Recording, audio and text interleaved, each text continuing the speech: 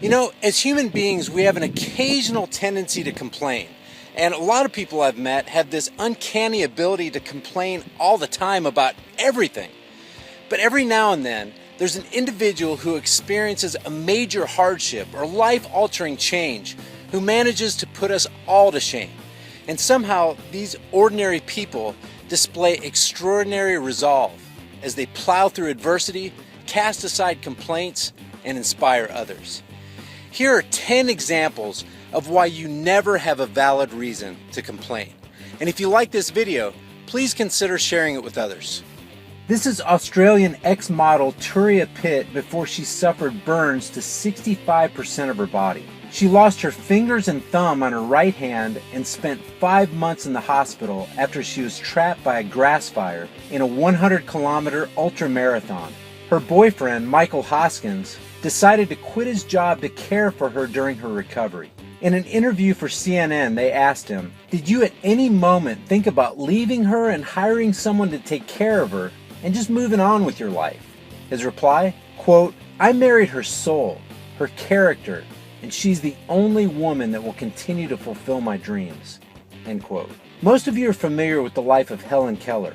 Even though she lost her sight and hearing at 19 months of age, Keller overcame her handicap with the help of instructor Anne Sullivan and went on to become a world-renowned prolific author, political activist, and lecturer.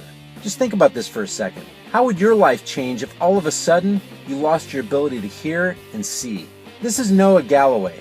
On December 19, 2005, during his second deployment in the Iraq War, Noah was severely injured in an IED attack. He lost his left arm above the elbow and his left leg above the knee.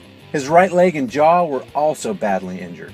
In spite of major physical adversity, Galloway became a personal trainer, successfully competed in Dancing with the Stars, and regularly competes in 5 and 10K races. He's also a motivational speaker addressing audiences of veterans, school children, and others with his message of no excuses.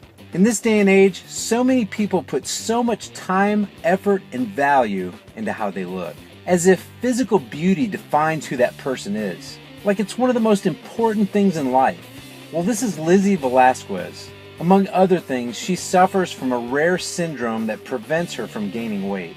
After being called the world's ugliest woman and hearing that people were saying things like, she could do the world a favor by putting a gun to her head and ending it all, she made a decision to rise above her adversity to become a motivational speaker, teaching everyone she comes in contact with the meaning of true beauty.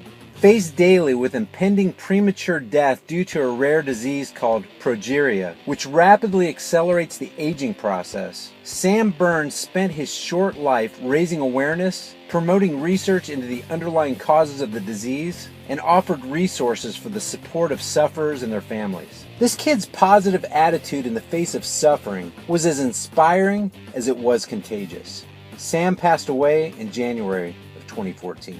Rosa Parks could easily have been just another statistic in the American system of racial segregation. In the Deep South, Black Americans were systematically discriminated against. But one famous day in 1955, Rosa Parks made a stand and refused to give up her seat to a white passenger. Her brave actions sparked a widespread boycott of buses in Montgomery, Alabama. Annie Clark is a first grader from Pennsylvania who recently won a trophy and $1,000 in a penmanship competition. Now, Clark's award is even more impressive when you consider the fact that she doesn't have any hands. This incredible 7-year-old writes by lodging a pencil between her arms. When she's not winning awards in penmanship, Annie enjoys painting and coloring. She's incredibly independent and needs no assistance getting dressed, eating, or using her computer. Stephen Hawking is easily one of the most brilliantly scientific minds on the planet. He has contributed groundbreaking work in the areas of physics and cosmology. He's written a number of books, including the best-selling A Brief History of Time, that helps to explain some of the world's biggest mysteries. Hawking has done all this in spite of being diagnosed at age 21 with amyotrophic lateral sclerosis, also known as ALS or Lou Gehrig's disease, a disorder that includes weakness and muscle atrophy. Now 70 years old, Hawking is almost entirely paralyzed and must communicate using a device that can generate speech. He also has 3 children, one of which has written 3 children's books with him. Way before he had a St. Bernard named after him, Beethoven was composing what would go on to become some of the most popular and recognizable pieces of music of all time. Beethoven learned to play instruments like the piano and violin and was performing live before the age of 7. But he began losing his hearing around the age of 26. Shortly afterward, he went completely deaf. But that didn't stop him from composing music. In his lifetime, he completed 9 symphonies, as well as a number of concertos, sonatas, string quartets, and an opera.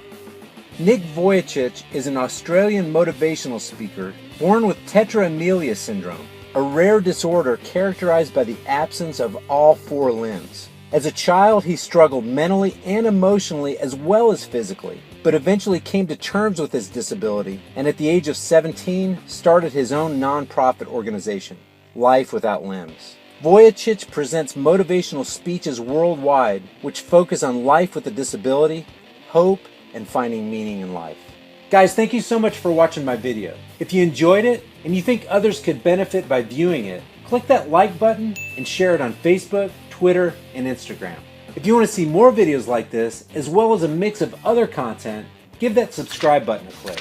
For more information and additional content, let's connect on Facebook at facebook.com/highimpactflix and reach out to me on Twitter at highimpactflix. Until next time, remember, in a time of universal deceit, telling the truth is a revolutionary act. Let the revolution begin.